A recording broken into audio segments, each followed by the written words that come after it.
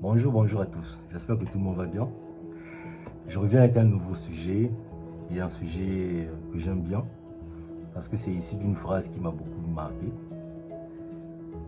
Être différent n'est pas un défaut. Être différent n'est pas un défaut. Voilà la phrase. Vous savez, ce matin, lors d'une conversation avec un cadet à moi, il a sorti cette phrase. Et sans peut-être qu'il ne s'en rende compte, mais cette phrase m'a beaucoup touché. Vous voyez? Pourquoi? Parce que je sais que nous vivons dans une communauté, nous vivons dans des sociétés qui fait que le fait d'être différent fait que vous soyez automatiquement mis à l'écart. Toute personne différente de la norme, de l'ensemble, est automatiquement catégoriée, répertoriée dans un certain cadre, dans une certaine classe. Et généralement, ce n'est pas positif. C'est généralement dans un cadre négatif. Mais moi, aujourd'hui, je vais vous dire que être différent n'est pas un défaut. Votre différence n'est pas un défaut. Je pense d'ailleurs que votre différence est une qualité, c'est une particularité. Vous savez, c'est important de ne pas faire les choses comme tout le monde. On ne peut pas tous agir pareil. Vous savez, moi, quand il m'arrive de lire la Bible, je me rends compte que sur la plupart des histoires, les grandes personnalités de la Bible sont des personnes qui ont été différentes des autres. Vous voyez, Samson était différent. C'est ça qui a fait de lui Samson. C'est ça qui a fait de lui le héros, l'homme dont on parle dans la Bible. Joseph était différent, totalement différent de ses frères. C'est justement ça qui a fait qu'il puisse être une particularité dans ces histoires racontées dans la Bible.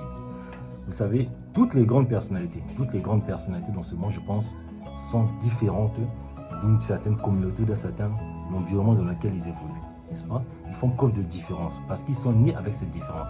Cette différence est une particularité effectivement que Dieu a mis en vous. Pouvoir vous démarquer des autres, n'est-ce pas? N'acceptez jamais que les gens puissent vous porter préjudice en vous traitant de différent dans un cadre négatif. C'est pas parce que vous allez réfléchir différemment des autres, c'est pas parce que vous allez faire les choses différemment des autres, c'est pas parce que vous allez concevoir les choses différemment des autres que vous êtes une mauvaise personne. Non. Vous êtes juste une personne à part. Et une personne particulière, une personne spéciale. Vous savez, on dit que les oiseaux du même plumage volent ensemble. Oui, ça c'est une bonne chose. Mais imaginez un moment que nous parlons des moutons. N'est-ce pas? Les moutons ont pour habitude de se balader en troupeau. Mais je pense que tout comme moi, vous savez que les moutons ne sont pas réputés pour leur intelligence. N'est-ce pas? C'est plutôt des animaux qu'on juge souvent de bêtes. Je sais qu'il y a souvent des phrases que nous utilisons couramment dans la vie de tous les jours. On dit que tu es bête comme un mouton, n'est-ce pas? Ce qui fait que parfois il est important d'être le mouton qui s'éloigne, qui se met à l'écart du troupeau. Parce que c'est justement grâce à ça que vous aurez un destin différent de celui des autres. N'est-ce pas? On ne peut pas faire les choses comme tout le monde et espérer avoir un destin différent. Non. C'est justement cette particularité, cette différence dont vous faites preuve, dont vous êtes doté, qui fait que vous aurez un destin différent de tout le monde. N'est-ce pas? Ma soeur, toi dont les autres ont pour habitude de dire tu ne vas pas voir beaucoup de copains comme nous, tu ne fais pas telle chose comme nous parce que tu es différente, qui te vilipendent d'une certaine manière. Accepte ta différence parce que c'est justement grâce à ta différence que tu auras un mari différent. Mon frère, toi que les autres ont pour habitude de dire tu ne fumes pas, tu ne bois pas, tu ne fais pas ça, tu es différent, donc tu es gonflé, tu es orgueilleux, tu es je ne sais quoi. Accepte cette différence parce que c'est justement grâce à cette différence que tu auras un destin de celui des autres. Vous savez, les gens ont pour habitude de traiter toutes les personnes qui sortent de la norme de mauvaises. Mais je ne pense pas que ce soit une bonne chose. Vous savez, seuls les esprits étroits ont ce genre de raisonnement. Vous savez, on n'a pas toujours besoin d'agir pareillement que tout le monde. Non, ce n'est pas une obligation. Vous savez, déjà, nous ne sommes pas tous confrontés aux mêmes réalités. Nous ne sommes pas confrontés aux mêmes situations. Nous ne concevons pas les choses de la même manière. Et d'ailleurs, je pense qu'en chacun d'entre nous, il y a une certaine particularité. Nous ne pourrons pas tous être identiques. Il y a une certaine particularité dans chaque être humain. Sauf qu'il y a d'autres qui ont une plus grande particularité que certaines, n'est-ce pas? Que certaines personnes. Et c'est justement souvent ces personnes-là qui font preuve de cette particularité-là qui ont des destins les plus grands. Vous savez, je pense que Martin Luther King, d'une certaine manière, était différent des gens de sa communauté. Malcolm X était différent des gens de sa communauté. Mandela était différent des gens de sa communauté. Et d'ailleurs, je pense que le grand Barack Obama, lui aussi, était quand même différent des gens de sa communauté. Je sais qu'une fois, j'ai lu un de ses livres qui disait qu'il ne se retrouvait pas ni parmi les Blancs, ni parmi les Noirs. Il ne savait pas précisément quelle était sa communauté.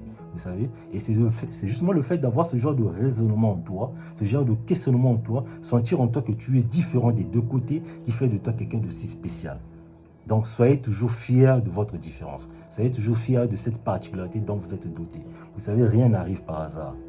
Dieu ne peut pas mettre en vous quelque chose de différent que les autres et penser que c'est quelque chose qu'il a mis en vain. Non, il y a toujours une raison à toute chose, n'est-ce pas? Ne souhaitez jamais être comme tout le monde. Non, ce n'est pas une bonne chose, n'est-ce pas? Être comme tout le monde, c'est vivre les choses comme tout le monde. Si tout le monde est dans la bêtise, tu seras toi aussi lié à la même bêtise que tout le monde. Être différent fera que tu puisses te démarquer, fera qu'on puisse toujours te remarquer, n'est-ce pas? C'est vrai que ce n'est pas ça le but, mais c'est quand même une réalité. Quand on est différent de tout le monde, on se fait remarquer plus facilement. Et généralement, c'est dans un bon sens. Je vous parle dans un cadre professionnel, par exemple. Tout le monde peut raisonner pareil, n'est-ce pas? Tout le monde peut aller dans un seul but, dans une même direction, n'est-ce pas? Et si vous apportez une idée nouvelle, une idée novatrice dans le cadre professionnel, forcément, vous allez vous faire remarquer parce que vous avez sorti du cadre, vous avez sorti du norme, n'est-ce pas? Il faut quitter le cadre du clonage, n'est-ce pas? On ne peut pas tous être comme des clones, vivre tous de la même manière, faire les choses de la même manière, réfléchir de la même manière et ainsi de suite. Non. Il est important que dans le lot, il y ait toujours un qui sorte de là. Et si c'est vous, cette personne-là, soyez-en fiers. Et n'oubliez pas, votre différence n'est pas un défaut. Non, c'est une particularité, donc soyez-en fiers. Merci beaucoup. N'oubliez pas de mettre un pouce, des